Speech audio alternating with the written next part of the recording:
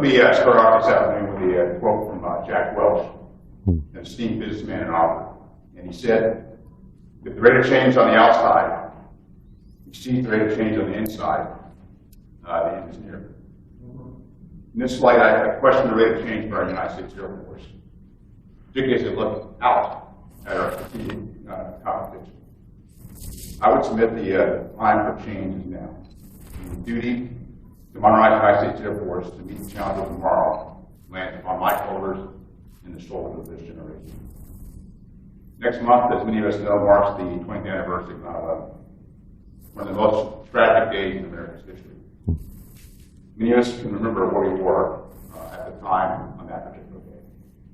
Me personally, I was deployed. I was deployed to Prince Sultan Air Base in Saudi Arabia as they deployed the fighter squadron commander. And I was not flying that day, and I was the supervisor of our top three in the squadron. And it was our intel non-commissioned officer who came to me and said that an aircraft hit the World Trade Center. And so I was thinking it was a light aircraft, having seen that happen before. But I had no idea that it was a civilian airliner, and one of several that would hit different locations across the United States. And I'll tell you that I was there for that, but I also was there for the kickoff of still deployed when Operation Enduring Freedom kicked off in October. And then I came home just a couple weeks later to a completely different country. What I mean by that is just a level of patriotism that I saw with all the flags that were flying around, and many people that stopped me and continue to do so to defend our military members of the service. It was a catastrophic event. It really drove change into how we as an Air Force, we as a Department of Defense and as one force, changed to what it is today. 9/11 was a crisis and an apocalyptic level that changed the American way of life. Today we are seeing the rate of change that challenges the rules-based international order that we've known since World War II. This challenge is a wave of the strategic competition that may not be as stark as a catastrophic event, something like a 9/11 event, but it can be just as catastrophic. If we wait for another cataclysmic event to drive change for our Air Force and joint force, I submit it may be too late. We may risk defeat. China is modernizing its military. We're updating its systems and technology around the world, and reforming the economy with a purpose to rival and surpass the U.S. as a global power. We cannot wait, and we must change it now. Over the last year, the Air Force has been working very hard to understand our pacing threat, China, and develop an enterprise approach to deliver air power anytime, anywhere. Not just now, but well into the future. I want to take a moment to thank the National Press Club for the invitation to be here with you today and hosting this event. And then I want to thank all of you that have covered our U.S. military, whether here in Washington, D.C. or all across the nation, but particularly for our members that are deployed in harm's way. And thank you, Lisa, for the very kind introduction. Today, I want to spend just a few minutes telling you how I see the global security environment, the threat I see from China, and what it poses to stability, and how the Air Force is accelerating change. Also, air power can continue to be decisive in the future. Ideally, when we leave here today, I want you feeling as concerned as I am, and understanding the rate of change must increase. Now, when I look at my Air Force career, I can break. I've been doing it for 36 years. Still don't feel as old as I am, but it seems like yesterday when I came in.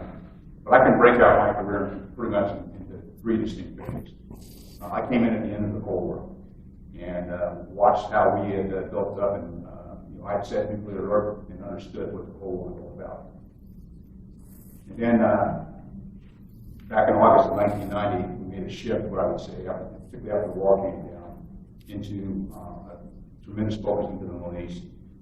Whether it be Iraq, violent extremists, or Iran, was part of our focus, and that's what we've been focused on really for the past almost 30 years.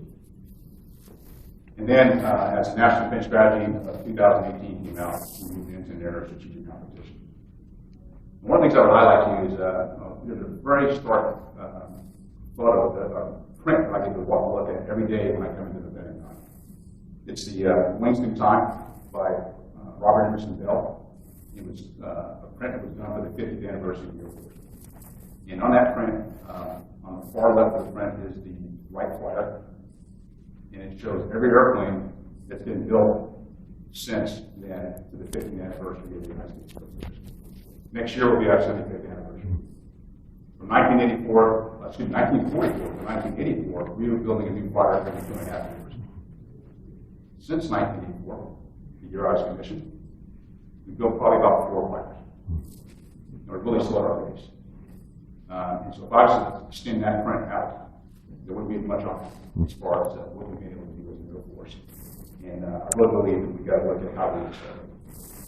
The fact that airplanes are flying today, like the B-52 and the DC-135, you put them on that, and you look at them on that print, they're closer to the Wright Flyer than they are today. That tells you something about our United States Air Force and how we achieve it. Now, the 2018 National Defense Strategy and the interim National Security Strategic Guidance make it clear. China is our facing challenge, and they are actively looking to erode our competitive advantage. They're really looking at what I would say a full government approach.